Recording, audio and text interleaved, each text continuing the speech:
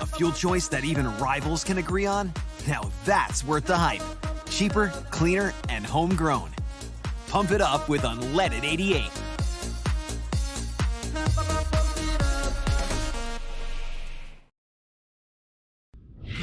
Murph and Andy, proudly presented by Ramsey Subaru and BMW of Des Moines. Live and on demand across Iowa everywhere. From the Channel Seed Studios. This is Murph and Andy. Murph and Andy, connected by cellular advantage. This is Murph and Andy. Welcome in to the Murph and Andy show, brought to you by Ramsey Subaru and BMW of Des Moines. Alongside Andy Fales, I'm Keith Murphy. Hi, Andy. Good afternoon. Yeah. Not surprised at all Happy to see a Monday. Wayne Gretzky jersey over your shoulder. Finally have something to do with that thing. It has been in storage for years. You have waited a long time. We are in the Channel Seed studio. Glad to have you with us. You can interact with us on YouTube. The comments are off to the side. The email is up and running, as we'll show now. It is Murph_Andy at iowaeverywhere.com. On X, it's Murph_Andy. A lot of comments on there. We are powered by the cellular advantage, and it is Monday, September 9th. This is show number 4. Show number 4, and pretty much every show has had something new about it. And this will be the first time we're at our home studios, so that streak continues. Matt and Aiden helping us out today because Andrew Downs is still recovering. He is still in the hospital, but his wife Judy says he's doing well and he should be out today. We miss AD. We're thinking about him. As has been mentioned, the game probably didn't help his spirits or his health. Anybody is doing well. Yeah, there have been times where Iowa's had a tough loss and Andrew just somehow wasn't there the next day. So there's an outside chance he's actually doing really well today, but he's going to take one more day to heal. Let's do the high and low since our last show. Let's start with the high, Andy. A high for me is the week of RVTV. Just the crowds across all 5 of the towns, Perry, Mitchellville, Oskaloosa, Baxter, and Newton. Just people turned out, worked hard, made us feel welcome. We had a good time. That was awesome. That leads over to Iowa City. And then what you're hoping for is a good game. And for a half, it was not a good game unless you're a Hawkeye fan and you have a rooting interest. It looked like it was going to be a blowout. It had that feeling of possibility, but instead, boy, did it turn, and it ended up being one of the most dramatic finishes in the Cy-Hawk series history. I mean, a 54-yard field goal essentially to win it. So that's my high, just that whole week. My high is that week is over. Now, don't take that the wrong way. I get that too. It's a great week. Okay. It is a great week. It's good for us. It's so good to see, just how many people watch us and listen to us and are into sports here, the sports passion in the state. We obviously, we know that, but it's kind of good to go out there and, kind of reconfirm that, each year like this. But it's a long week. I mean, it's taxing on all of us. I'm sure the towns themselves are today feeling a little bit glad that it's all over because there's so much work that goes into that. I mean, it's really a mini RAGBRAI stop. Mm-hmm. And people go all out, and I was so glad that the weather didn't play a factor at all. Well, it did play a factor, played a good factor. It made everything better. But I'm so glad that, these towns didn't work a whole year on their RVTV stop and then, have to change plans and bring it into a bingo hall because it was raining or something like that. We've seen that before, but, it is a bit of a relief to kind of get all that behind you. And I think maybe even if you're just somebody that had a Cy-Hawk game party, and so many of those were going on Saturday, you're probably okay with getting that past you. I mean, if you're a Cyclone fan, you're ready to get to the water cooler today and rub your Hawkeye coworkers' noses into it. But they're probably even glad that they can All right, take a breath, and now we can really focus on the rest of the season. Yeah, if I had a halo high too, it would be that I heard from like the two main sponsors of Murph and Andy, Ramsey Subaru, BMW of Des Moines, and the Cellular Advantage, and they said, "Oh, we get how this works. This is great." They're getting all kinds of feedback, and one of the things I've found through Iowa Everywhere, and I think one of the main reasons is just that it's local. All the money stays local, and so many of the people who watch other Iowa Everywhere shows like Two Guys or the many different good shows out there that are on this platform, the people feel like they want to be a part of it, and they go out of their way to tell these sponsors that they're watching, that they're listening, that they're consuming, and that they're very loyal. And that helps us. That helps us to do what we're doing here. And I got so much feedback along those lines. And I think that's unique because we're part of something local and it feels good. So I love that because, I've worked for big conglomerates and I appreciate that, but most of that money leaves Central Iowa. Not the case here, and I appreciate that. I feel the exact same way. I heard a lot about that. I mean, I think heard a lot from people just glad that we have a set of really good local sponsors that want to do our show, have our show on the air and bring it back. I did hear, a lot of people talk about, what they had done kind of the Murph and Andy off season where we had a couple of months off and what they did with their time. And it sounds like there was a lot of that time was not real productive. I think people were just kind of just farting around waiting for the next thing. Yeah, we're feeling really blessed. This week really brings us out. I mean, we have the RVTV experience, which is as hyper local as it can get. I mean, the whole thing is just one big local celebration of our state and the Cy-Hawk rivalry and these towns. That's awesome. Then we get to go to the game. Then we have Sound Off, which is another uniquely local show. And then we get here on Monday and we get to do this 3 times a week at 1 p.m. So here in the twilight, I'm just really thankful for that. But I'm going to get to my low now. And my low is the Rams and Lions going to overtime on the first Sunday night football game of the year on WHO 13. It's already late. We're already tired. It's already been 8 days in a row. We're all ready to go home. And there's so many people that are waiting to comment on and see the highlights from the Cy-Hawk football game, especially the Cyclone fans. And we get overtime. But it did end pretty quickly. But if you think that means NBC didn't still do a full post-game show, then you don't know how much money NBC is spending to broadcast the NFL. We started after 11:30. I got home at 1 a.m.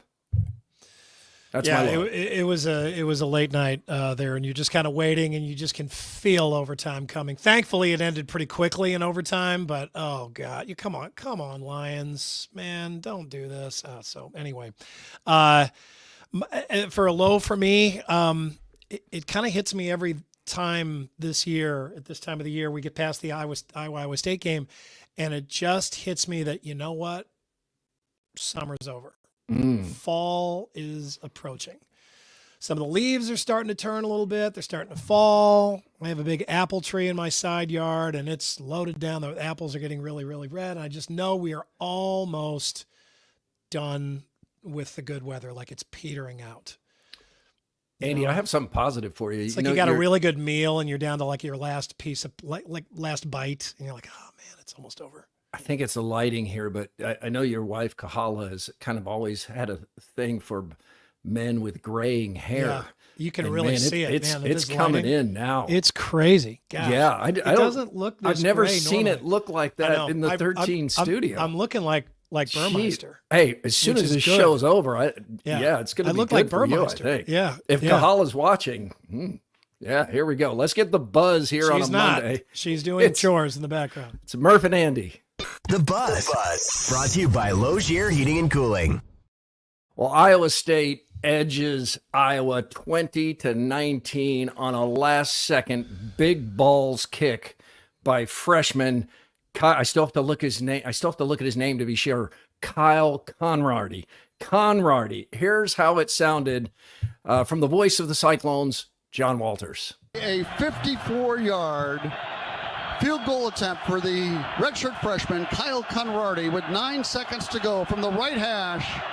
Snaps good, holds good, kick on the way by Konrardy, end over end, and it is good! Kyle Konrardy hit a 54-yard field goal, and Iowa State leads it 20-19!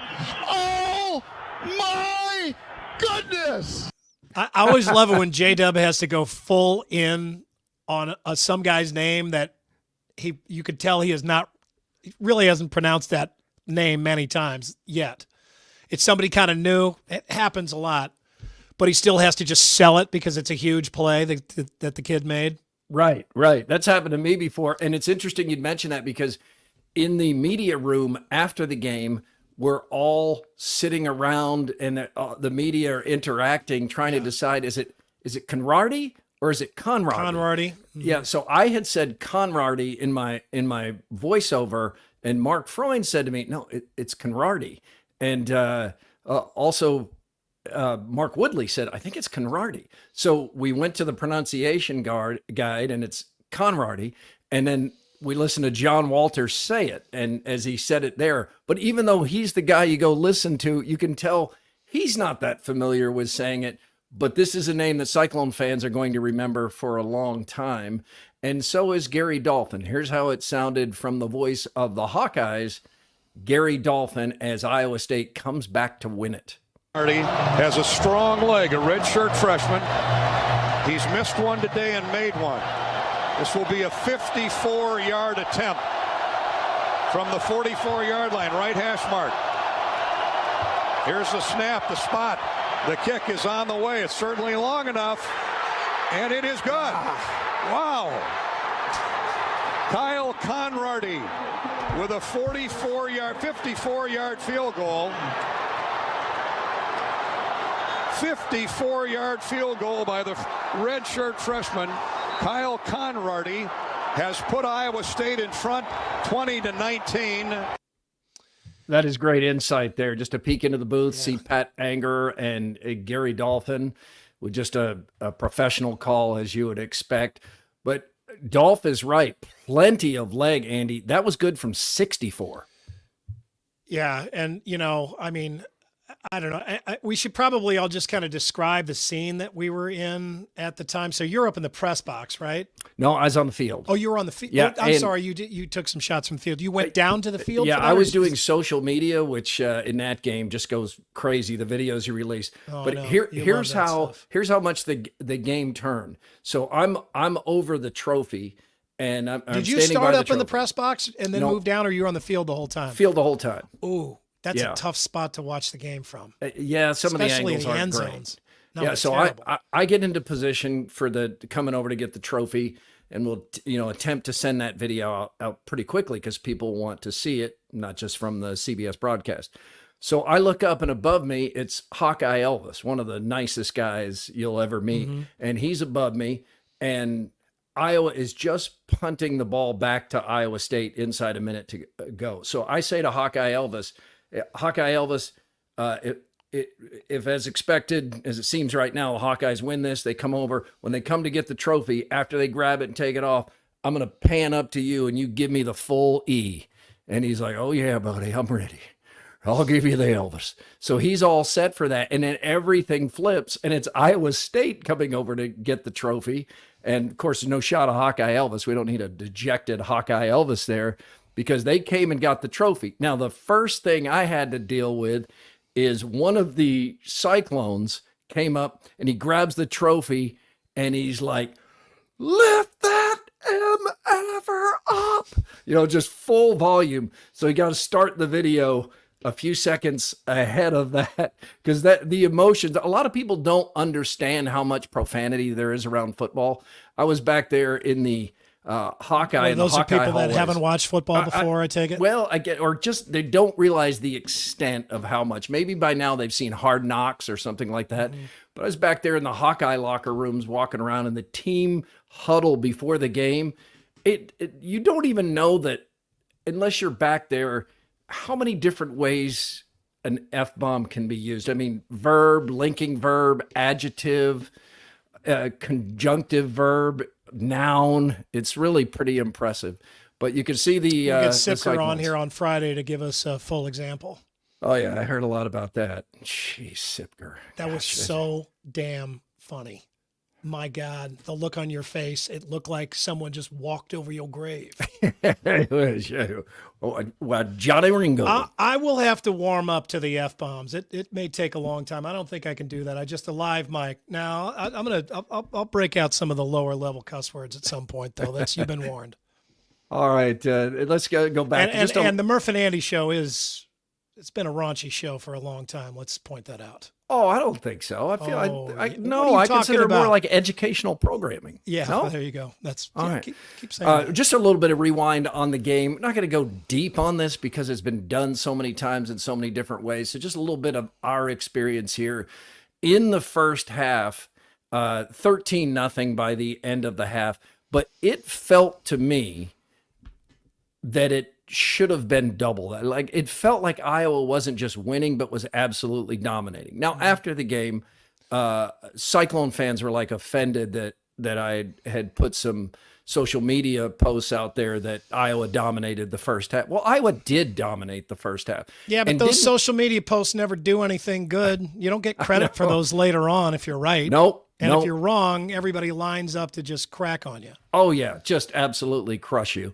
But the Hawkeyes were dominating. It did feel over to me at the half, but Iowa did leave the door open by only having 13 points, despite the level of dominance in the first half. And, Andy, I was at that north end zone, and I know when they put that up, when they built it, they constructed it, you did a story on it, and you have to be there to understand how loud it gets. The wall of sound in that north end zone, I think, is the most deafening in college football. And the fans know it, and they were using it, and the Cyclones were rattled. Rocco Becht, this is a perfect photo for it. Rocco Becht was rattled in that first quarter from the sound. They had a couple of penalties. Well, the center had a false start. I mean, that doesn't happen very often. He's the guy with the ball in his hands. They had to switch punters. The punter was clearly rattled. He wasn't able to catch the ball cleanly. He's backed up into that end zone. And yeah, I mean, it was loud. Iowa was playing Iowa football at that point. They were playing, more specifically, they were playing Iowa versus Iowa State football. I mean, they had punts working inside the 5-yard line.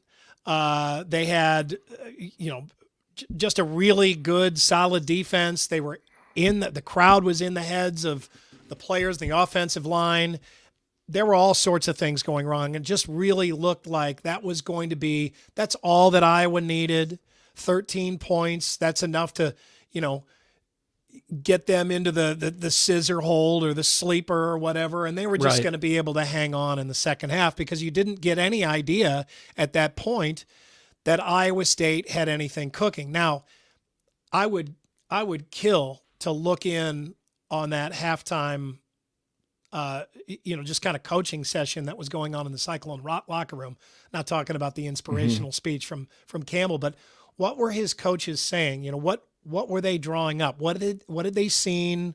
What did they, verbally decide that they were going to do in the second half? Because, I mean, it didn't work immediately in the second half, but it eventually did. And they flipped the script in the second half. Two big things happened, I think. One is Iowa had the ball on the 3-yard line and the 2-yard line, first and goal in the first half. And in both of those drives, 2 first and goals, Caleb Johnson had 0 touches. That is awful. That is terrible play calling because at this point, he's rushing for more than 100 yards in the first half.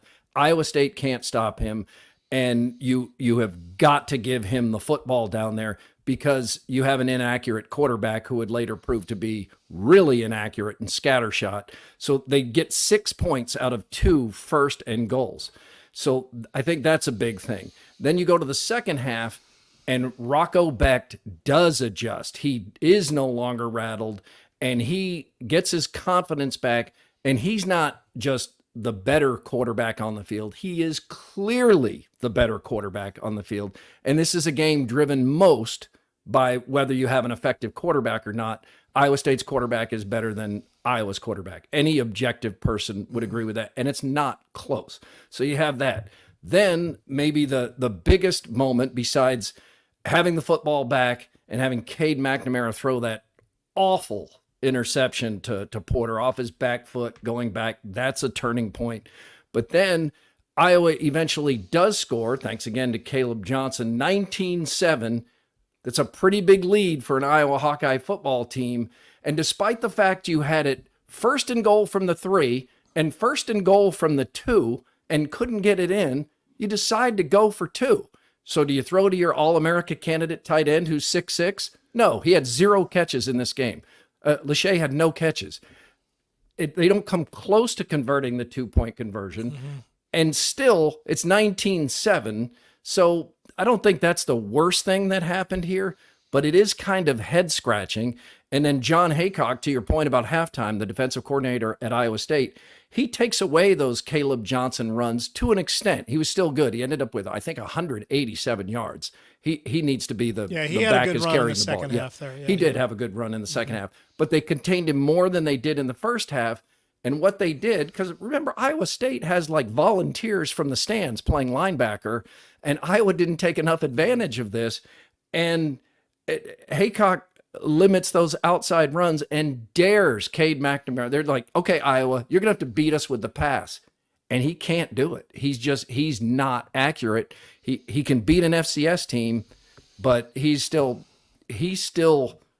a long ways from what Hawkeye fans thought they were getting, because this isn't Illinois State. This is Iowa State. Well, yeah. And, that's a big difference here. And, some of this is subject to interpretation. You sound a little like a Hawkeye fan talking there, giving that explanation. I think Cyclone fans will want to say that they had more to do with Iowa's struggles in the second half than that. I think they'll say... Well, I think that's fair, and I think that's true, because Haycock made adjustments and dared Iowa to pass. That's on Iowa State. Iowa State played to win. Iowa played to not lose. They flat out got better penetration with their defensive line in the second half. Well, and then after, really, even late in the first half, you're pointing that out. Those goal line stands, those red zone stands, I mean, that was some impressive defense by Iowa State. I mean, they did do well. And, they were doing those well at a time where nothing else was going well for Iowa State. So, kudos to those guys for being able to stay focused in that atmosphere, because we have seen this game slip out of control where no one was out there able to give that kind of focus and effort after the Hawkeyes had gotten that kind of a lead in that game. But they really did. They kept, and we've seen Iowa State do this. We've seen John Haycock's defenses do this. They will keep that team close. Mm-hmm. And the offense doesn't always get it figured out, but the defense has kept them close time and again. And they did do that. They made adjustments in the second half. They had something to do with Cade McNamara's some of those misses. Absolutely. Not all of them, but some of those misses. And, Cade McNamara, I think, is losing confidence as that game rolls on. And part of the reason he's losing confidence is he's seeing defensive changes that his team isn't prepared for. Yeah, he's seeing ghosts out there. And if there's one thing I'm sure of, it's that Cyclone fans think I'm giving too much credit to the Hawkeyes, and Hawkeye fans think I'm giving too much credit to the Cyclones. That's just the way this rivalry game goes. But here's a big credit, because Cyclone fans, Rocco Becht in that atmosphere on that final drive, and Jalen Knoll with that double move for 30 yards. I mean, they had to go. First of all, let's back up. Let's go back to the touchdown by Higgins. Yeah, that 75 yards. That absolutely goes down in Cyclone lore. I mean, he flat out took the ball out of the defensive back's hands. I mean, that was an interception. Oh, the other touchdown. Yeah, we had more than one. I was thinking about the talking the Higgins. Home I was run, thinking Knoll. The first one. Yeah. That was just an NFL play right Look there. At that. That's amazing. I mean, the defensive back, and his name is escaping me here, but he's off his feet at the time. So that's right in his hands right there. But that looks like an interception if you said, what happened in this photo? It's an interception. That it was at first, it was an interception.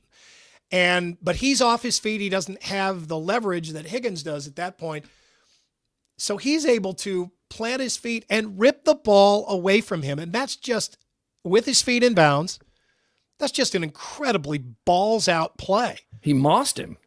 Yeah, it's a lower moss. That's an NFL receiver play right there. I mean, wow. Scouts are looking at that. They're like, those are strong hands. That's an incredible sense of awareness right there. Natural instincts. That's just a great play, and that turned the game. That's one of the turning points right there. I hadn't seen that certainly, photo. if that's an interception, I mean, I think many people say that, well, game's over at that point. These guys had to make plays, and they kept making plays. I mean, how about Noel, the 75-yard touchdown as Rocco starts to cook? And that's Xavier Wampa over the middle. And, man, Noel just saw got something wide open. He was wide open, and then that's a perfect pass right into his hands. And we have seen we've seen Iowa quarterbacks completely miss that throw, but Rocco Beck puts that right in his hands, and it just looks it's so bad that I think it has Hawkeye fans saying we absolutely blew that play, whereas Cyclone fans are saying no, we made the play.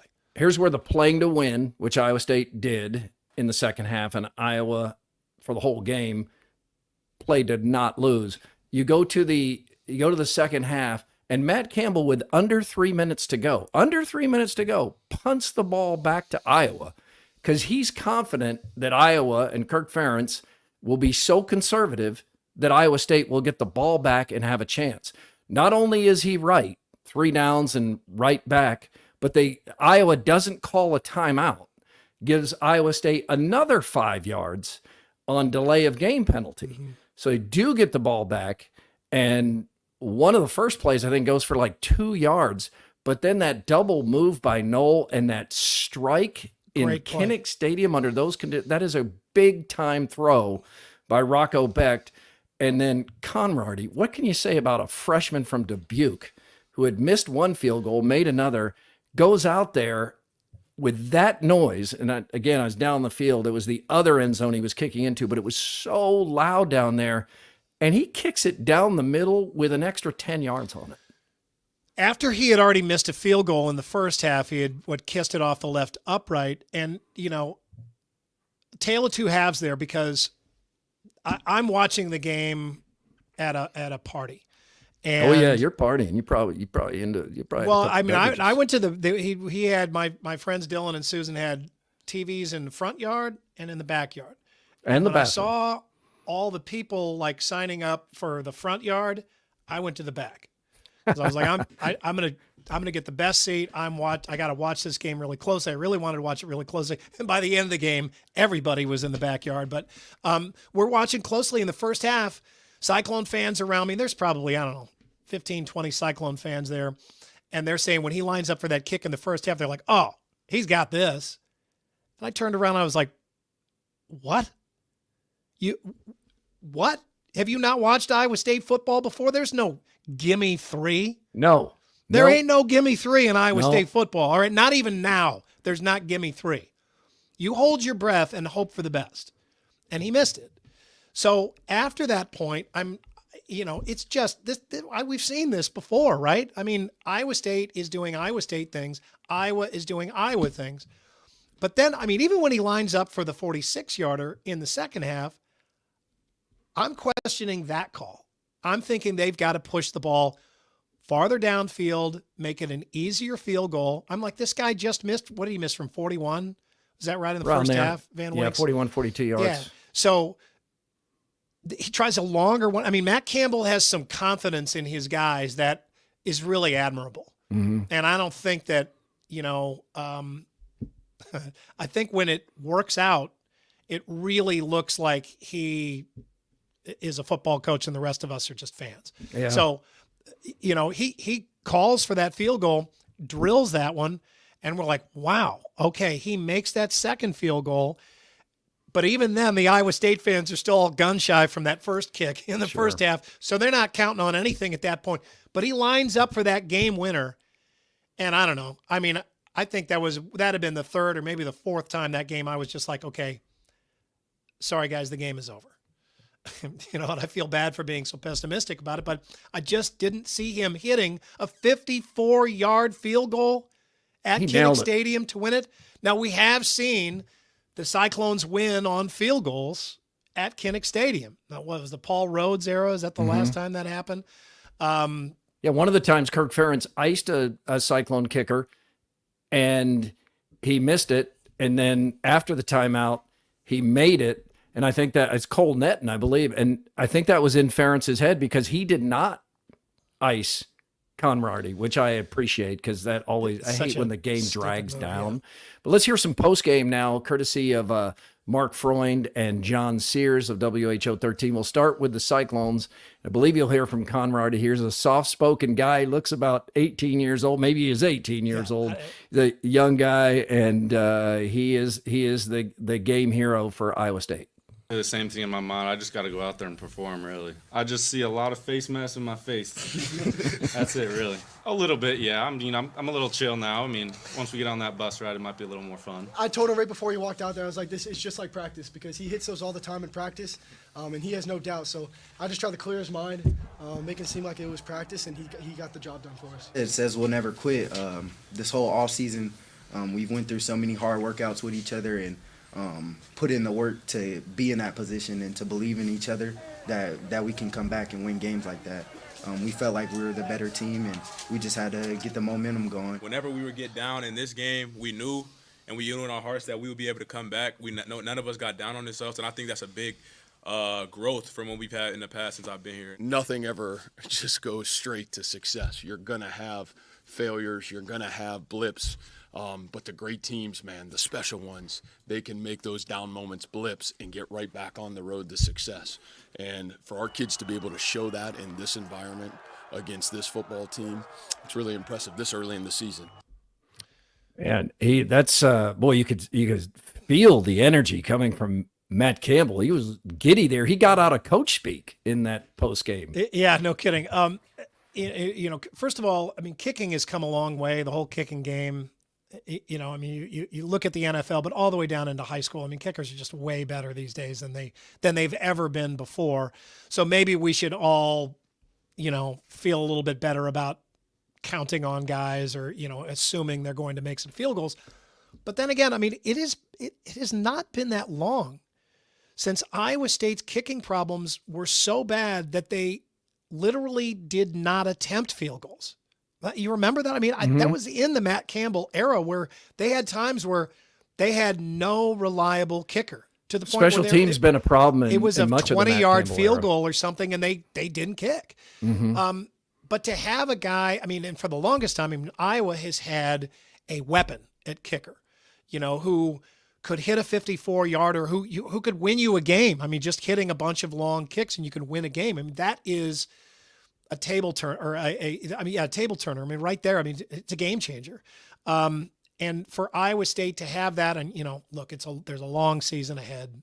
You can't just immediately say this guy's going to the NFL, but I mean that's a hell of a start in that atmosphere at that distance after that start, and that's a come from behind win that Cyclone fans will never forget.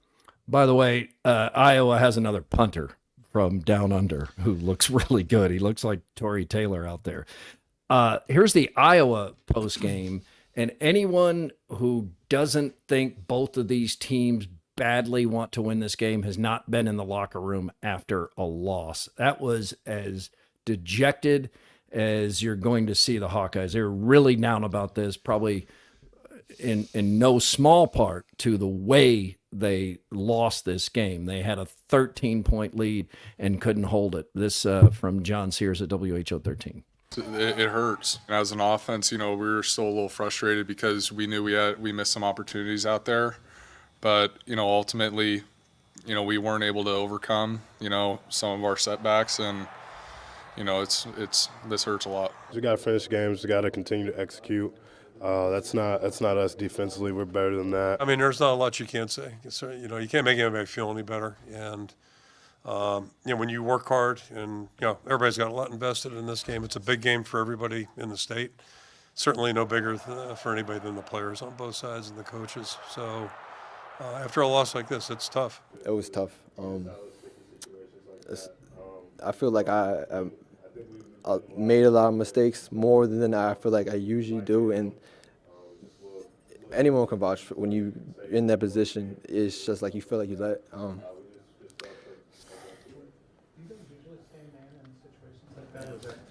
feel like you let your guys down. If you have a beating heart, you feel for Sebastian Castro there. It's tough to hear. He was so hard on himself. He was so down. There was a lot of that in that Hawkeye locker room. I mean, they thought they had it. They didn't. They want to beat Iowa State. This is a great in-state rivalry, as we showed all week long, with how much this means to so many people. And this is one of the more memorable games. But Andy, the pushback you get along the lines of fandom never ceases to amaze me. And that's like, I had all kinds of pushback from Hawkeye fans on the post that it was a dramatic finish. Dramatic? What was dramatic about it? Iowa just blew the game with bad coaching and just gave it away. There's nothing dramatic.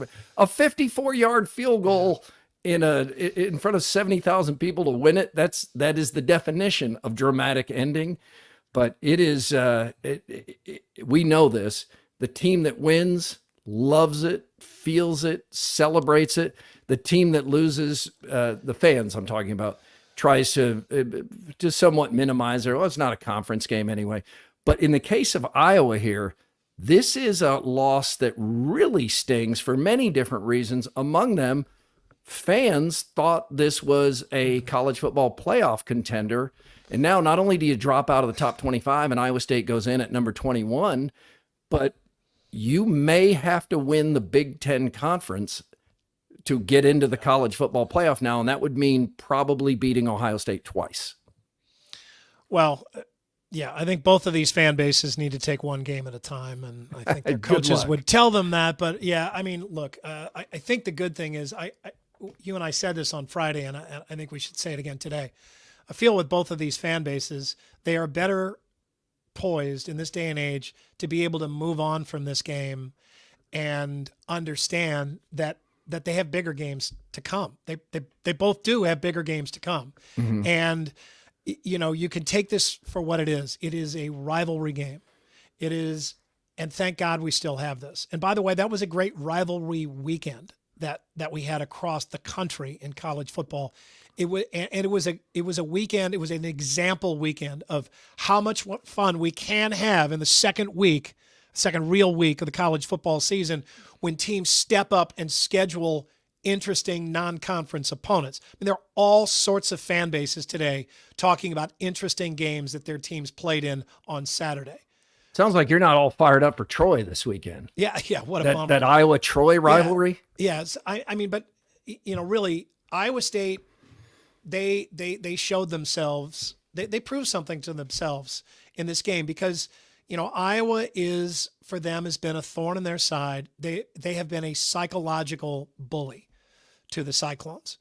You know, even when Iowa doesn't have great teams, they can still play just good Iowa football and beat talented Iowa State teams. We've seen that. I mean, we have seen Iowa State losses that just befuddled us, right? That loss where, you know, it's in Ames and Brock Purdy and all of those, but Breece Hall and all of those other good players, they just were completely dumbfounded by Iowa in the first half. That game looked like it was over, like this one did, and it was over, right? It never did come back. But to be able to say, okay, we had a bad first half, but we're not out of this, and be able to prove that to yourself and everybody else, I mean, that's an enormous step there.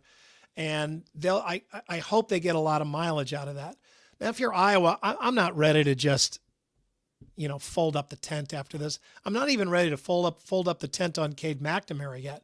I mean, there were times when I was watching him in that game, even if he was throwing in completions, he's just so much more natural and mobile and smooth than Deacon Hill. You're comparing him to Deacon Hill. Yeah, well, yeah, man. That's all the comparisons that we've had lately. Compare him to Rocco Becht. Well, I'm not going to do that.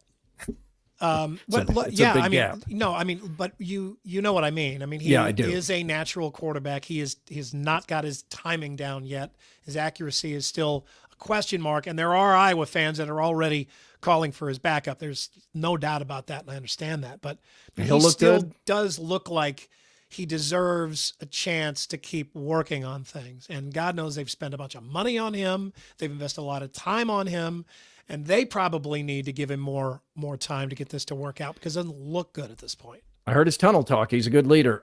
James DeWolf emails Murph_Andy at iowaeverywhere.com. You had mentioned last week that a lot of the recent games in this rivalry didn't seem memorable or stand out, that you remember who won, but not much of what happened in the games. Will this game be any different? Yes. Yeah, absolutely. Yeah, absolutely. That is a dramatic ending. And it wasn't much of a first half, except for Hawkeye fans who enjoyed the way it was going. But the second half had all kinds of plot lines. Quickie poll is from WCI Pools and Spas. Please, yeah, right. Put your fandom aside and answer which is more true. Iowa blew the game or ISU made plays to win. Oh, gosh, this is a shocking outcome so far. It's about 50-50. Huh. Did not see that coming at all. Andy, I'm going to vote for ISU made plays to win because they had to do all kinds of, they had to make goal line stands. Rocco Becht had to make those throws.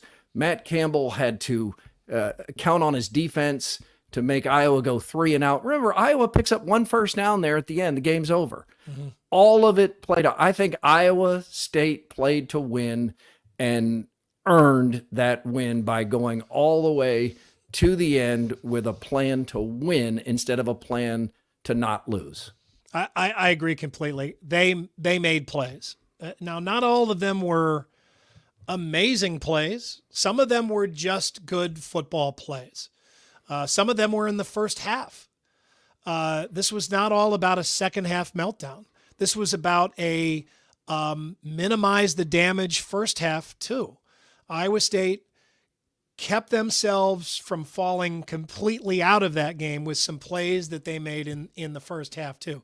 But in the second half, when the chips were down, I mean, they made their plays. Now they missed a few plays too. There were a few spots. I mean, I kept notes the whole game, and there were a few spots in the third quarter where I'm like, oh, bad call there by Iowa State. And they had this opportunity. They blew that. I mean, they didn't make every play, but the plays that they needed to make, like the difference-making plays, they did.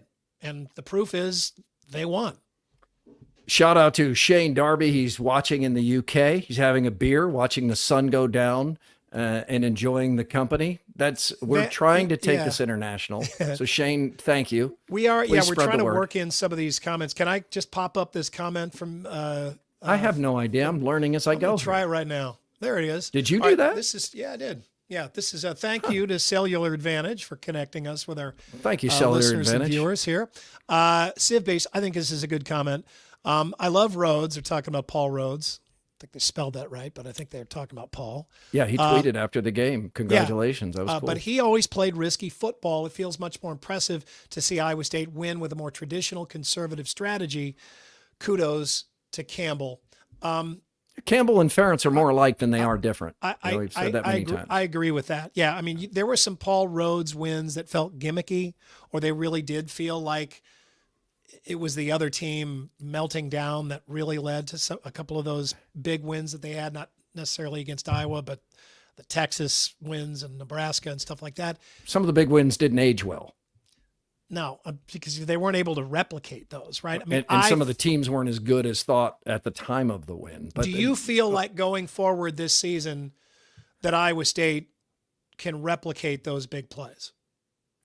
I do. With those receivers and that quarterback, yes. I mean, they have some depth issues by injury, and there's some holes, but they're in a conference that they should feel like they play the way they did in the second half. They can beat anybody on the schedule. When you have Rocco Becht able to stretch the ball or stretch the field like that with his receivers, and he has some really good receivers, I mean, it just opens everything up for that offense. I mean, in the first half, they were trying to be a run-first offense, and then they started throwing it in the second half. Now, some of that has to do with the way Iowa was defending them at that point. I mean, but, lo and behold, they start throwing the ball more in the second half, and things start going better for the offense. The emotional impact this game has on so many people, it doesn't even make sense. Like, if the kick is no good, Hawkeye fans feel completely different, and so do Cyclone fans. I mean, one freshman kicker can make that much difference in people's emotional state.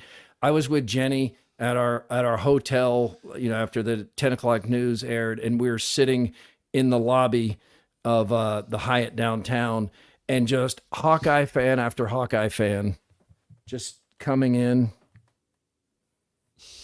just shoulders slumped, body language defeated, looks on their faces like that, like these two, person after person after person.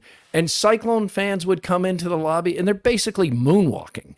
I mean, that's how excited they are. And it is crazy that sports and the outcome of games can affect us like this, but they do. I don't feel like Hawkeye fans were on a high horse going into this game. I don't think they were arrogant about this. Now, Cyclone fans may be, snorting out their milk. Andy's right a now, big stupid head. No, but I mean, seriously, I don't think that it didn't feel to me like, Iowa fans right now are gun shy, right? I mean, they know that they ain't out of the woods yet. They knew that going into this game, so I don't feel like they were real cocky, and it's fun to see them, knock back down to earth. But, I honestly felt kind of bad for them because I know that much of what happened in this game really played to a number of their biggest insecurities, right? I mean, that Cade McNamara is not the quarterback that they thought they got. Mm-hmm. B, that Tim Lester is not going to be able to, provide a magic bullet for this Hawkeye offense. And C, that, maybe the defense isn't that good. I mean, the defense gave up some really rough plays in that second half. Some plays that the Iowa Hawkeye the Phil Parker defense doesn't give up many of. No, had a 5-star recruit getting burned across the middle. You go back and look at some of the Hawkeye games last year from the last 3 years against some of the best teams in the whole country, and they played a hell of a lot better than that. They gave up less than that. So I think there's some real worry out there in Hawkeye Nation today.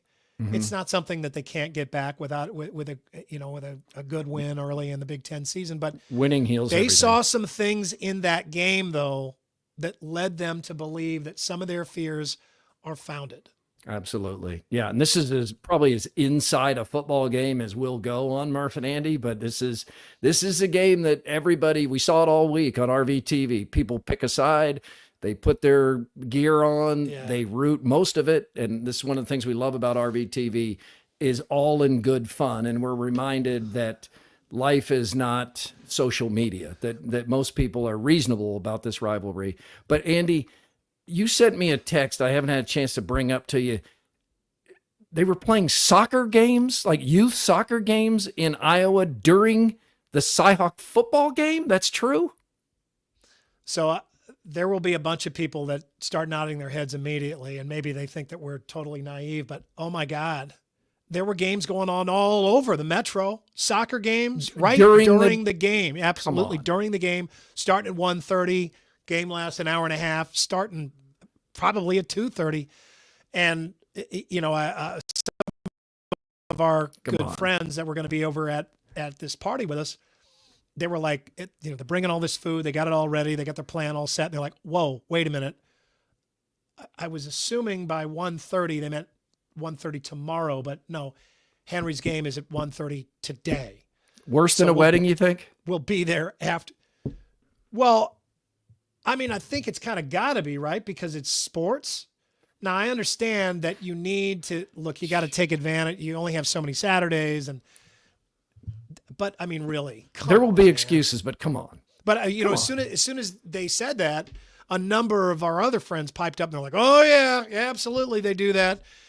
And my, our friend Chris Gannon, who was there, he was like, oh, God, when my boys were that age, every single Cyhawk Saturday, one of them had a soccer game.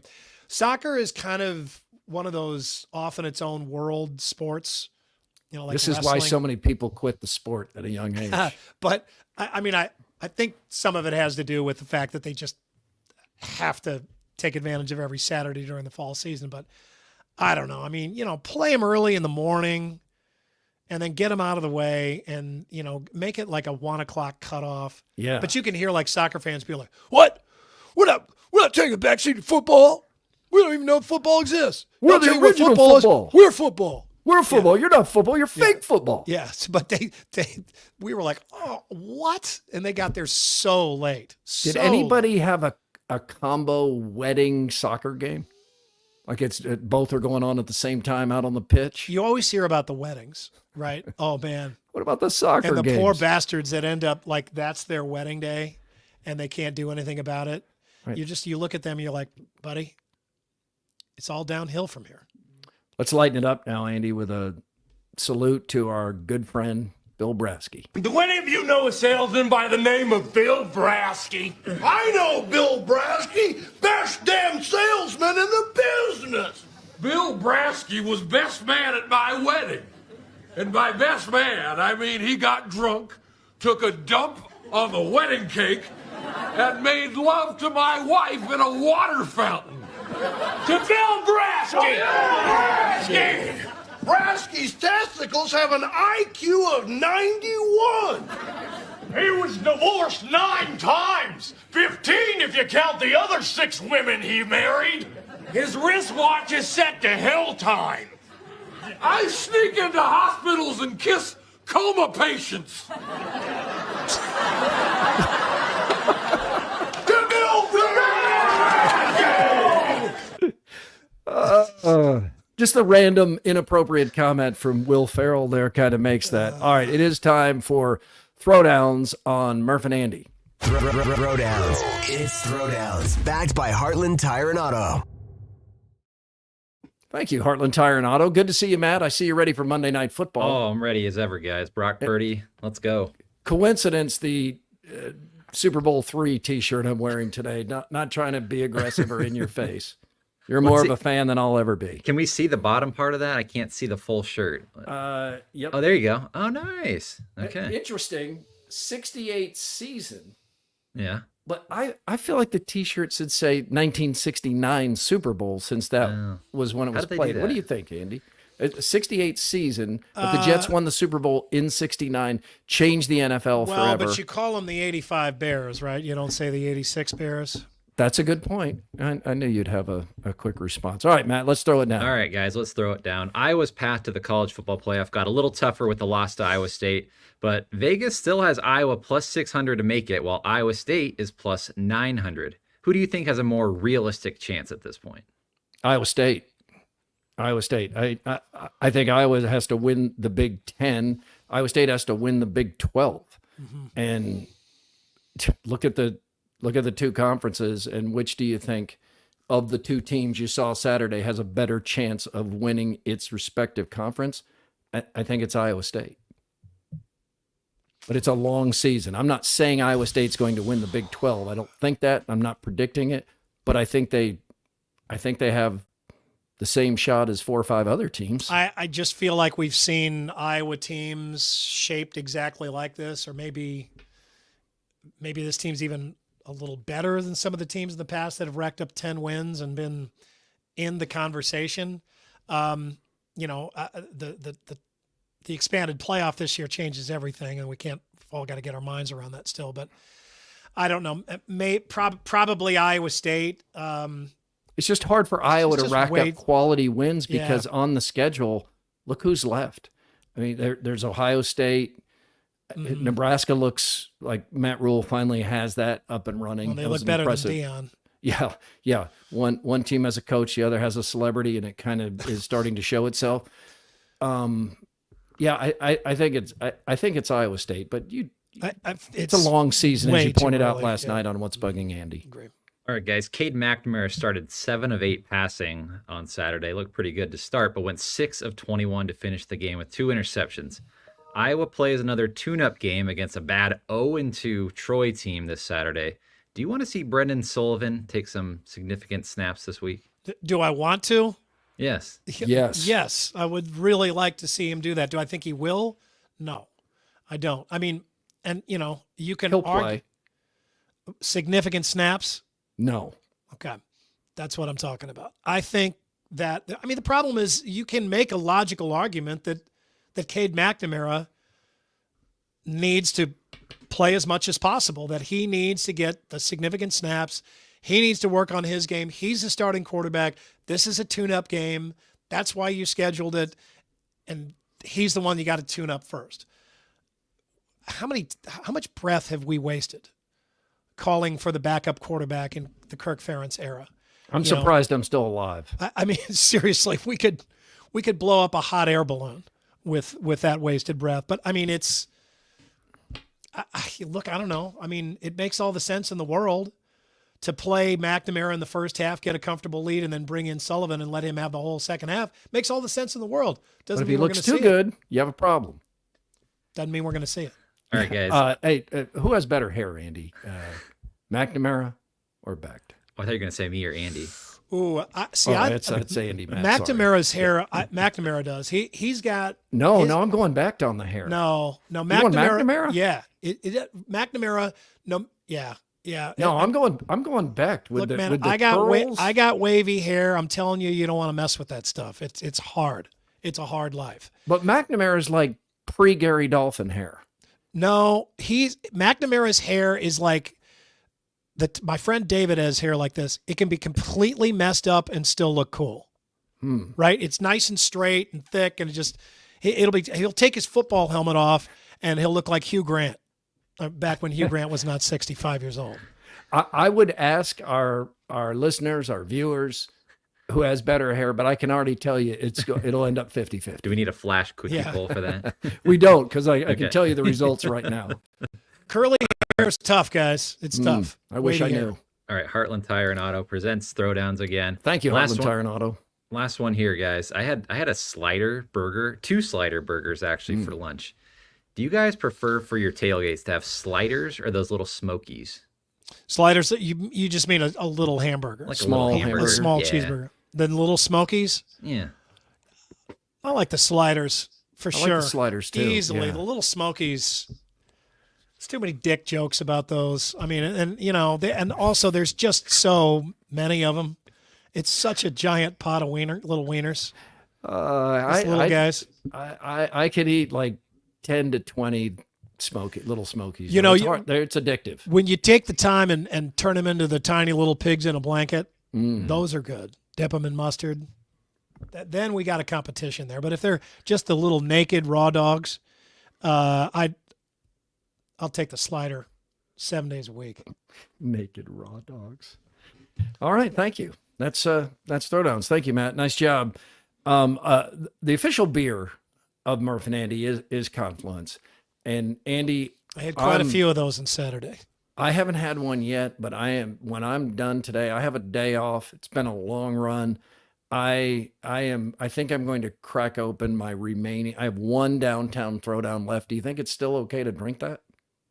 It's in a can? Because I got one in a bottle from John's very first batch that's still in the back of my beer fridge. No, it's in a can, but I haven't been turning the can or anything like you would. No, it'll be fine. No, it'll be great. Okay. Yeah. Cans, preserved beer are the best. I do like that beer, so thank you for that. All right. It is Murph and Andy. We're so glad you're with us here. Northern Illinois. Andy touched on it earlier. What a weekend for football. Northern Illinois. That was not one of the games I was talking about, by the way. I mean, I'm talking about like Oklahoma State and Arkansas. Yeah, and that's stuff true. Like This that. is Kansas not a rivalry and Illinois. game. No, Northern this was Illinois. a game. This was a pay for an easy win game. A couple $1 million. And Northern Illinois shocks number 5 Notre Dame in South Bend. And he's lining it up. 5 seconds left. NIU up 16-14. 62-yarder. Snap, hold, Jeter's kick. It's blocked! It's blocked! It's blocked! Picked up by NIU! Picked up by NIU! The Huskies have done it! The Huskies with the biggest upset in NIU history! They come to South Bend, Indiana, and they knock off the number 5 team in the country. Wow. Shock Audio waves. courtesy of Learfield. That you can tell the excitement there, of course. And this is the head coach. His name, I've learned, is Thomas Hammock. I assume at this point he will be wearing different school colors next year because he will be hired away from Northern Illinois after this huge win. But here he is after the game. Yeah, that's also courtesy of NBC Sports. And I believe Gavin Williams, the former Hawkeye running back, is at Northern Illinois now. I didn't watch this game, but that's college football right there. I mean, who woke up thinking Notre Dame was going to lose at home to Northern Illinois? How'd you like to be Marcus Freeman? Right. Well, he's rich, but I mean, yeah, that's a hot seat. That's a real hot. And I mean, I was reading an interesting article on him where they were saying, okay, he is plagued right now. There is a stereotype, an evil stereotype out there that is weighing him down right now. Which of course, is, you think it's because he's a black coach or he's the Notre Dame coach or something. No, it's like, no, he's a nice guy, and everybody knows him as a nice guy, and they don't like nice guys. Like the moment nice guys don't, lose a tough game or something, word is out that they're too nice. It's like, and they're comparing him to Brian Kelly. Well, or whoever the old, you pick your old crusty old shouting Notre Dame head coach of the past. Sure. He's too nice, and that's the problem. It's like that. It's hard to, people like nice guys, but the moment you don't coach well, it's like it's really hard to get out from under that. Want to give a shout out? It's like Greg McDermott when he was at Iowa State. I mean, right. Everybody liked him, but I mean, you just got the idea. He just like, okay, he's just too nice.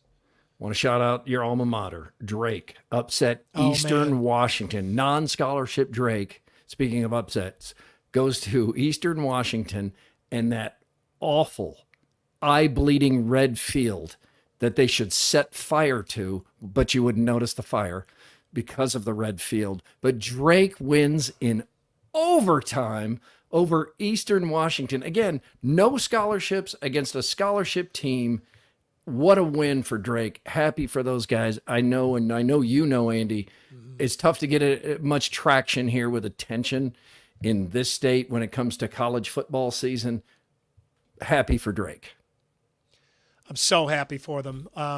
The low angle highlights that we had last night on that we were playing on Sound Off last night, I appreciated those because you really could not see the red field at all. You could just see the Drake blue.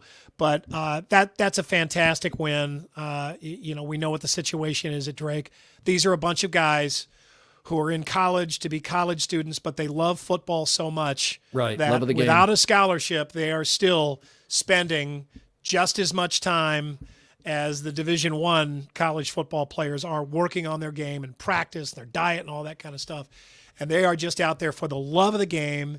And that's, I mean, Eastern Washington is figuring that's a gimme. That's an easy win there. They paid Drake to come there and lose. I don't even know where Eastern Washington is. It's in Eastern Washington. What city is it in? That's what I would have said if you had asked that. Yeah. I got nothing. Anyway, it's in the eastern part of the state, we're assuming. All right. Yeah, they go all the way over there and they get the win. That's great. Let's get some more here on Murph and Andy. We're so glad to have you with us here on a Monday. We'll be back again Wednesday and Friday, 1 p.m. But it is time to get away from all this deep football dive and get some more. But wait, there's more from Either Or Eatery and Patio.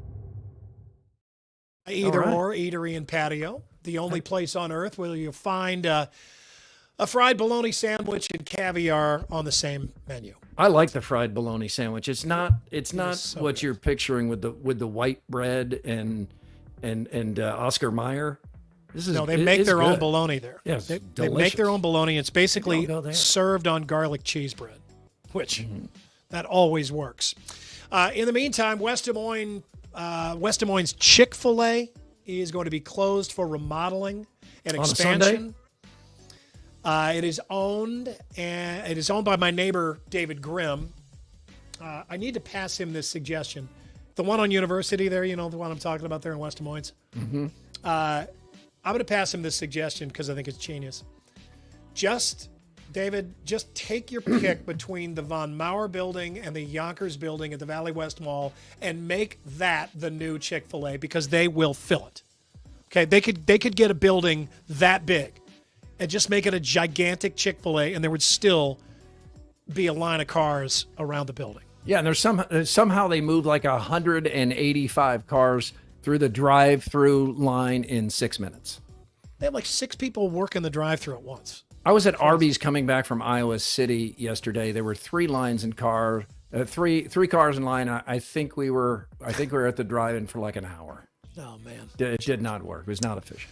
Financial reporting shows that Leonid Redvinsky, the sole owner of OnlyFans, was paid $472 million in dividends last year. Did you say 472 million? 472. With that, Radvinsky has pulled in over $1 billion in dividend payments over the last 3 years. Profits are up 20% from just 1 year earlier. Creators that use OnlyFans increased by 29% to 4.1 million people, and the site's user base expanded by 28% to 305 million.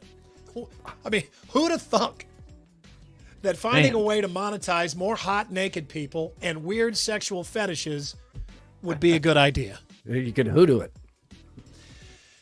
In Ohio, the headline read, homeowner receives complaints after setting up outside Halloween display. And it threw readers for a loop. Marianne Peters of Fairfield, Ohio, spent over 100 hours setting up her Nightmare on Byberry Street display, which is really something each year. But this year, she set it up in early August. And the neighbors complained to the city. I mean, it's a pretty over-the-top display. It's nutso. What makes it over the top? Well, she's one of those people that uses like a lot of mannequins, not just skeletons, but mannequins. And it's like a slaughterhouse. It's disturbing. It's a little disturbing. Yeah, a little much. It's not really. I don't know. It's oh no! See, I was going to say then thank you for not showing. Oh yeah, video. But yeah, here we go. Nightmare on. Yeah. Oh, you knew Byberry. Yeah, Byberry Street. Yeah, see it there. See her. Yeah, it's a little over the top, and so neighbors are complaining, and they're like, "Oh, did you have to set this thing up so stinking early?" Well, she said, yeah, my husband needs extra time. He's got cancer, and the chemotherapy makes him too tired to work on the display for more than an hour at a time. Okay, there. The shield is up now. I'm done with my criticism. That's right. Don't you hate that when you're just like, I can't say another word. That happens every now and then. Maybe you're in like a traffic jam. I hope you recover. What is going on up there? Somebody can't drive. You get up there and it was like an old man and a walker that was run over by a bus, or something. You're like, oh. I didn't complain. Sorry, I didn't say anything. I didn't know. I didn't say anything. An Edmore, Michigan man was astonished to learn that a rock he had been using as a doorstop for decades is actually a meteorite valued at over $100,000. Wow. He got it in 1988 from a farmer who had witnessed it crash to Earth in the 1930s. That's a nice thing to do with. Oh, thank you, man. I appreciate this nice gift of yours. I'll use it as a doorstop. It's a rock. What am I going to do with this? Well, now you can send your grandchildren through college. Had it appraised by a geologist who confirmed its rarity and explained it's the most valuable specimen I have ever held in my life, monetarily and scientifically. It looks a little bit like cow dung that's been freeze-dried. It's a meteorite. It looks weird. All right. Isn't that the one that Andy Dufresne put on top of that box for red? Oh, as a marker? Yeah. Sports I hope betting they're doing site. okay. Yeah. He's who Red and Andy. Yeah, I hope on the sailboat. I hope they're still getting along and the infighting hasn't really begun. Did want to see what happened the next day. Yeah. Andy Norton, a 32-year-old from Phoenix, Arizona, has been advised by a doctor to blow his nose in the shower due to the humidity easing sinus relief. One of his sinuses was all stopped up. He couldn't figure it out. A neti pot type deal, but in the shower. I think he even tried that, but he was trying everything. It didn't work. Despite following the advice for months without much change, one morning something unexpected happened. He's, doing the farmer's blow. There's the snot rocket there. I've done it. That works. And out comes a piece of Lego. What? It triggered a memory where he had shoved one up his nose in 1998. He's had a Lego up his nose for 26 years. One of those really tiny little ones, just a little 1 square pieces. Oh, we got Legos everywhere, still in storage. How did you grandkids? Forget about that? I mean, you don't put the Lego up your nose and be like, it'll come out eventually, do you? No, I mean, I guess think you go to the doctor. Worst place you could have a Lego stuck for 26 years. I know what you're talking about, but I don't know that that's worse. I'm not sure either. It's in his nose. Yeah. Finally, today's stupid criminal is from Florida. Florida. Jerry Bromsky of Fort Lauderdale decided to borrow his neighbor's car for a quick trip to Walmart. The first problem was he didn't have a license. The second problem was he was drunk. He proceeded to hit 2 parked cars on the way to Walmart, then smashed into a line of shopping carts in the parking lot, sending them flying into other cars nearby. He then did some shopping at Walmart, stole a bunch of cell phone cases and cough medicine, ran outside with store security in pursuit, and promptly ran into the local police who'd been called out to the parking lot after Bromsky hit the shopping carts.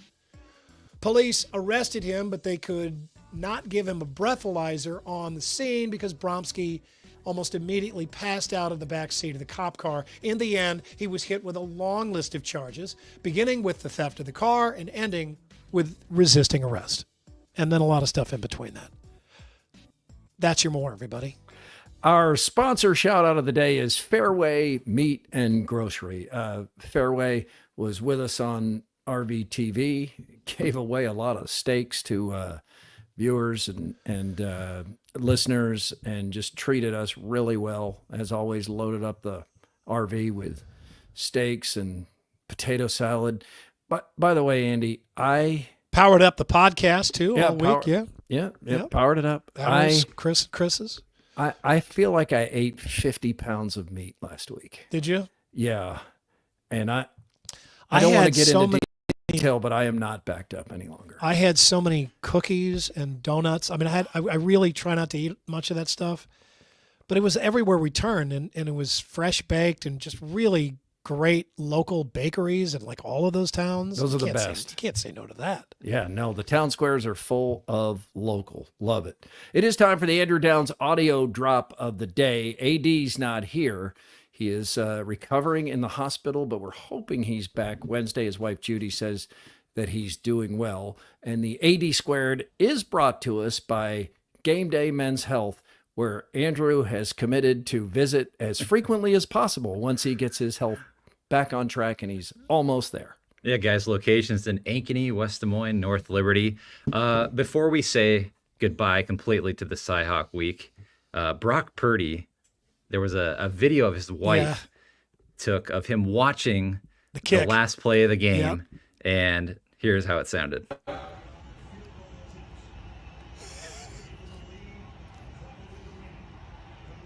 Yes, come on! Let's go! Yes!